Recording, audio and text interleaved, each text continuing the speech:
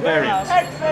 Tell me, see if you agree with this. No. Don't throw the question back at me. I'm asking you, Mansur, What I understand, what is the understand definition? is, say if you have a text, the word is different, that's a variant. Be more clinical in your definition of a textual variant. I just told you. So if you have a text is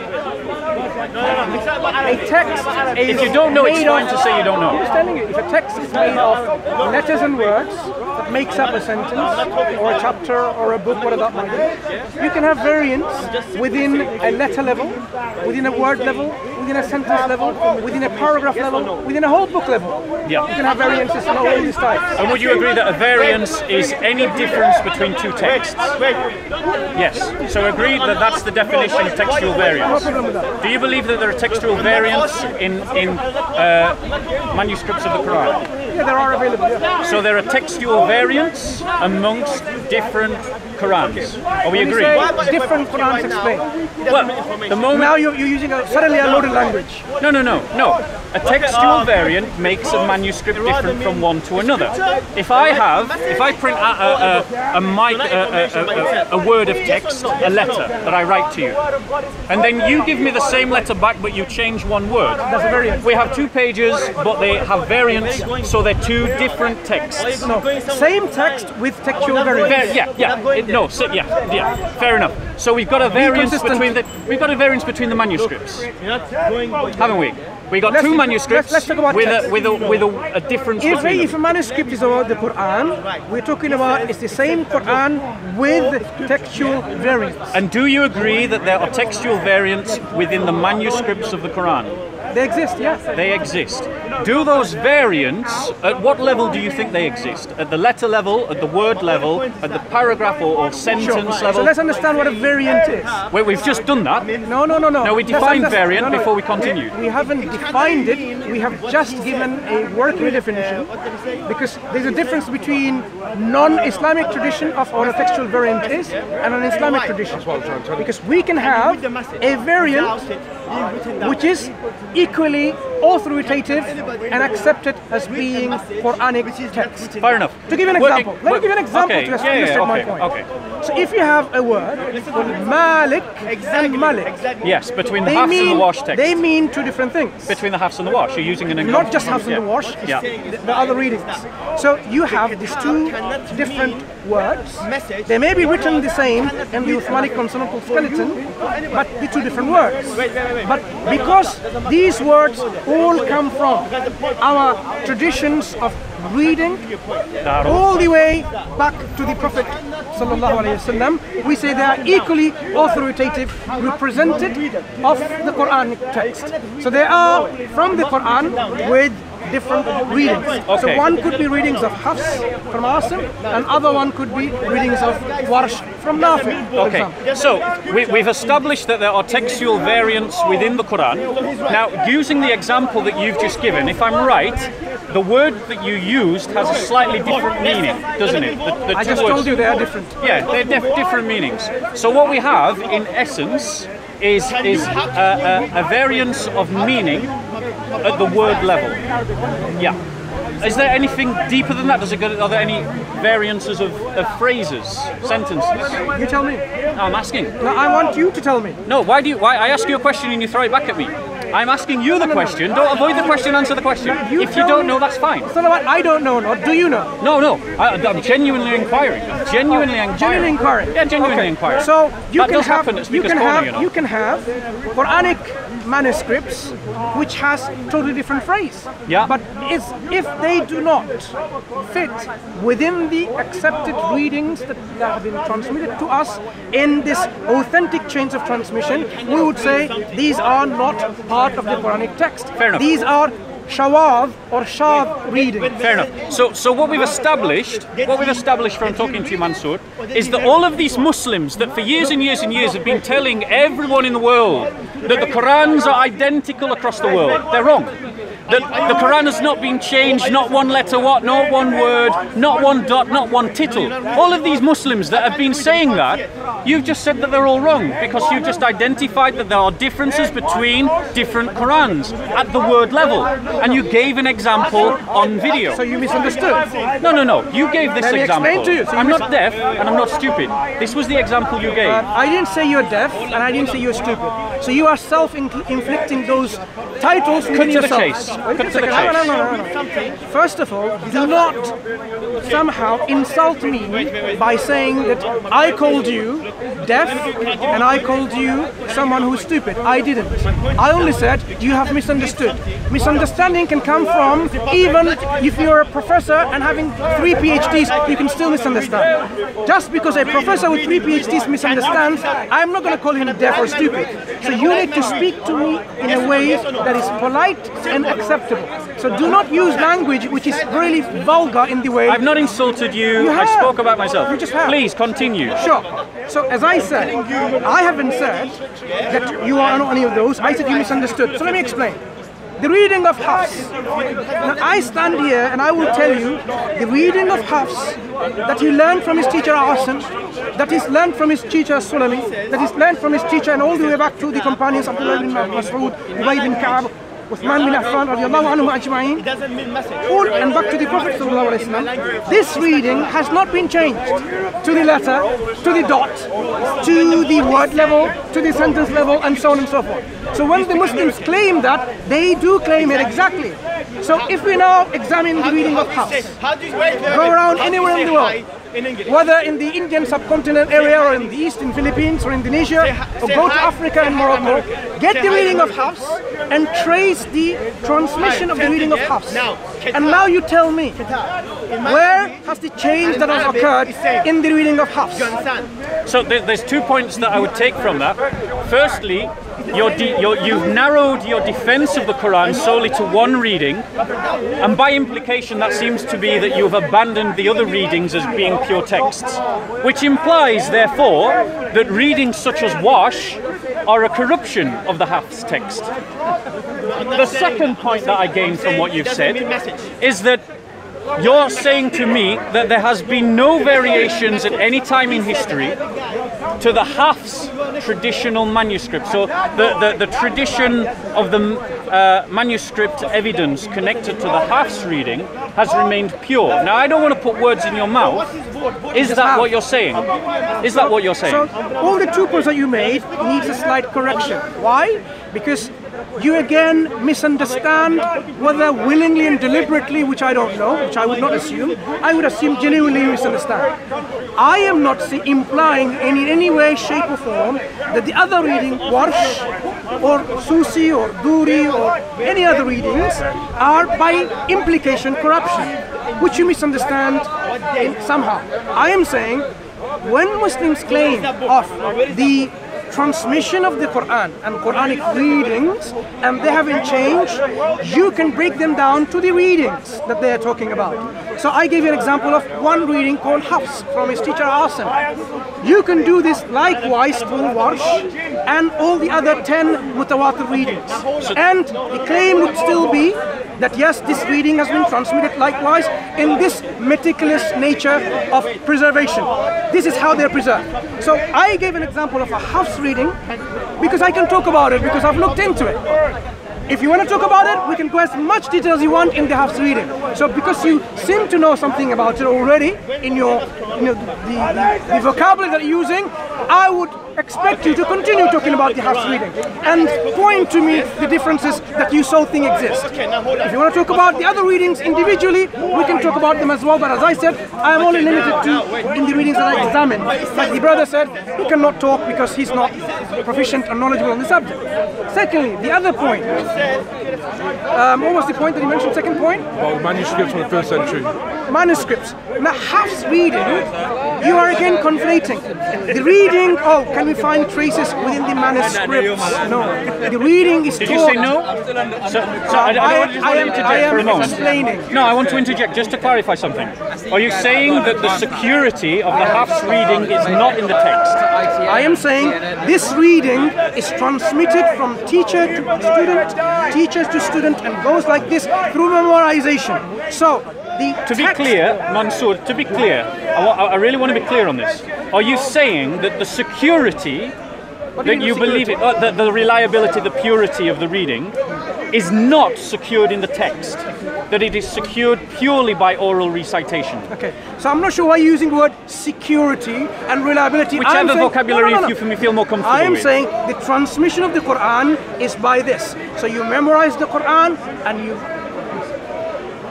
tell the whole of the Quran or repeat the whole of the Quran back to your teacher. Your teacher is satisfied and the teacher gives you the ijazah or permission or a certificate that you continue this teaching.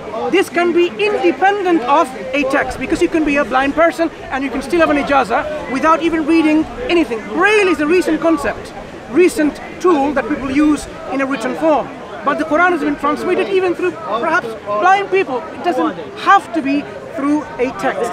So when we're talking about the transmission of the Quran, the primary mode of transmission and preservation is the memorization way, the oral form, the recited form. Okay. So in this way, let me finish my point. I think I gathered your point. And you spoke for quite a while. It's not about speaking for quite a while. I need to make my point. I think you've spoken for quite a while. So you understood what I said? I believe so, yes. Good. You're saying that the recitation is an oral transmission from one reciter, I think they're called muqabs, or what's the Arabic term for someone who memorizes the Quran? Is it hafiz? Hafiz. So it's from one hafiz who teaches a student to become another hafiz, and so on and so forth down through the generations. And that's the security of the text, it's the security of the recitation. The reason why I have a problem with this, Mansur, is because if that was the primary reason by which the Quran was secured in its transmission from one generation to the next, the actions of Uthman in the first centuries of Islam and of the companions, the Sahaba, seem to indicate to me that they did not have confidence in the oral transmission as being secure. Because when the Muslims were in dispute about how best to recite the Quran, their solution to the problem was not to form some school where one memorizer taught lots of other people to memorize and so on and so forth. Their response to securing the continuity of the Quran and to make sure Muslims did not disagree amongst themselves was to create an edited text, a formal version, an authorized version backed by the Islamic State. That tells me that actually the early Muslim community did not share your confidence. The early Muslim community thought it necessary to secure the recitation of the Quran in manuscripts. And if that's the case, which I believe the evidence points to fairly, when we read the hadith, Sahih al-Bukhari, Sahih al-Muslim, what that seems to point to me is that we need to look at the text of the Quran, because it's the text of the Quran that helps people to learn the recitation. I suspect that every Muslim here, when they are reciting the Quran, they're not just hearing it and repeating it. They may be hearing it and reading it and repeating it, and that's the process of memorization. And if that is true, then that means the text is integral to the security of the recitation. And if that is true, we need to analyze the manuscript evidence to see if the manuscripts are consistent, to see if the Quran has or has not been subject to change. Would you agree that that is a fair and logical conclusion from the evidence? Let's have a look. When you have the dispute in Azerbaijan, when the Muslims were disputing in their recitations, what was the nature of the dispute? About the recitation, how to recite. What was the nature of the dispute? I don't know exactly. The hadiths don't seem to say. No, hold on one second. The hadiths do not say precisely what the dispute was about, only that they disputed about how the Quran should be recited. That was the dispute. That's what I see in the hadith. Anything you say further to that, you'll have to give evidence for. So you made an assertion, all of this logical deduction based on something that the actual core issue that was in dispute, you don't even know. What were the Muslims saying to each other? Where are you getting your sources? From the same source. Sahih al-Bukhari, right? What does it say? It doesn't say exactly what they were disputing. What does it say? It says they were disputing the recitation. They were disputing about how the Quran should be said. Well, then you tell me, please. No. Can we pull it up? Can we pull it up? I don't know if you got it on you. You made a claim, pull it up. Mansur, you're here every week. You're here every week. Listen. You made a claim. You made a claim, I'm saying no. So you need to now prove that this is what the text in the hadith say. You just made a claim, this is what it says, and based on that... Yeah, I agree. It's a double standard. I have to prove my point, he doesn't have to prove his. It's a double standard. No, I didn't say I don't have to prove my point. I'm saying you made a claim... And if I am wrong, prove me wrong. You substantiate your claim. If I am wrong, prove me wrong. I've made a claim, now give me the counter proof. You made a claim, prove it from the evidence. Okay, so I haven't got it on me. I don't mind admitting that. I'm here as a tourist. You're here as a missionary. So let's be clear. Oh, I'm here as a tourist. You're here as a missionary. You're here as a missionary. Okay? You're the missionary. Mansur, you're on this television. You're on YouTube all the time being here. I'm here as a tourist. You're the one here every week. You're saying that my claim is wrong. I'm asking you to prove me wrong. So give me your evidence. Don't create a double standard where I have to prove all my points and you don't have to prove any of yours. Talking about double standards, look at the excuses that we hear. It's astonishing. One second, let me finish. Astonishing.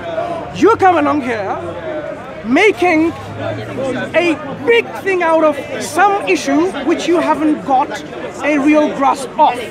So you made into, the reason why it happened. Your actual reading... Mansur, just admit you don't have the evidence. Let me finish. Look at the way they work. The way they work. Oh my gosh. Have you listened to this man? Yeah. Look at the way tourists... Look at the way they work. Excuse me. Let me finish. Who are you talking to? Let me finish. Dude, I'm right here in front of you. Not they work. I'm right here. Speak to me. As a tourist... Speak to me. The way you... They work. Who are you talking about? Who are they? What's your name? No, who are they, Mansur? You. They. So I'm a plural now. Yeah. Who are you? I'm a plural. What's your name? Do you understand plurality and singularity? I'm sure you do. You talk about it all the time. Yeah. What's your name? So who are they you're talking about? Your subtle attempt at demonization just now. Excuse me, what's your name? I'm sure it's okay. He will edit it out of his video. He will edit it out of his video. You're included now because you dared to speak. Excuse me. You dared to speak. Relax. He'll edit it out of his video, don't worry. Anything that embarrasses him goes out of his video. Goes out of his video. Anything. They. Oh, now it's a they. Me and the sister have never even met. Do you see that? Oh, it's going to be edited out. Look at this filthy. Oh, look at the demonization again. Look, Mansur, just admit you don't have the evidence. Excuse me. Just admit you don't have the evidence. Wait a second. He's been talking now for 5 minutes. Okay. I asked him to prove me wrong with the evidence, and he's not giving me any evidence. Okay. You know what that's called? That's called waffling. Okay. It's called waffling around the subject. You do it in interviews all the time. When you don't know the answer, you just talk and hope that they forget the question. What's your name? What's the evidence, please? I'm going to give. What's your name? What's the evidence, please? You don't need to know my name. What's the evidence, I do need please? to know my name. No, you don't need to know my name. Your name. No, you don't. His name is Bob. Yeah, call Bob. Bob. My name's Bob. Yeah. Bob the Builder. That's it. My name's Bob the Builder, everybody. Pleased to meet you. I can fix it. I promise. Can I give you another name? What's your name? Yeah. So, go on. Where's your evidence, please? I am about to give it to you. I am waiting. What is your name? My name's Irrelevant. Irrelevant. I call you Irrelevant. Yeah, okay, that's fine. Okay. Now, Irrelevant made a claim that, the text is integrity to the security of the readings. This is a one-sentence summary. And the way he arrived at this conclusion is by looking at reading Sahih Bukhari, and Sahih Bukhari apparently says Muslims didn't know how to recite the text. That's not what I said. What did you say? That's not what I said. You see, Mansur, if you're going to summarize my argument, tell me what you said. it is an onus upon you to do it accurately. Yeah, what did you say? I was responding to your claim that the recitation of the Quran was secured in an oral tradition. And the way that I responded to that was to point out that in the 1st century of Islam, the early Muslims didn't seem to share your confidence. Because in the 1st century of Islam, when the Muslims in Azerbaijan, who were about to invade Christian Armenia, disputed amongst themselves the recitation, the response of the Islamic establishment, the caliphate, was not to create a school where one oral teacher would teach lots of students to memorize the Quran orally, but to create a text. And if that was their response to the danger of disputes amongst the Muslims about the recitation of the Quran, that suggests to me, quite logically, that actually the security of the text is not just in an oral tradition, but also in the manuscript evidence. And I furthered that by pointing out that all of you who are reciting the Quran, whether you can understand it or not, and I suspect a large proportion of you can't, that the vast majority of you are not just hearing it and repeating it, but you're hearing it, reading it, and repeating it, which means that the text is an essential part of the means of transmission. That was my argument. Okay, so now as you realize, it's made it quite clear what he means. So I asked, what was the nature of the dispute between the Muslims in Azerbaijan? What was the nature of the dispute? What were they saying to each other? And I've already said that the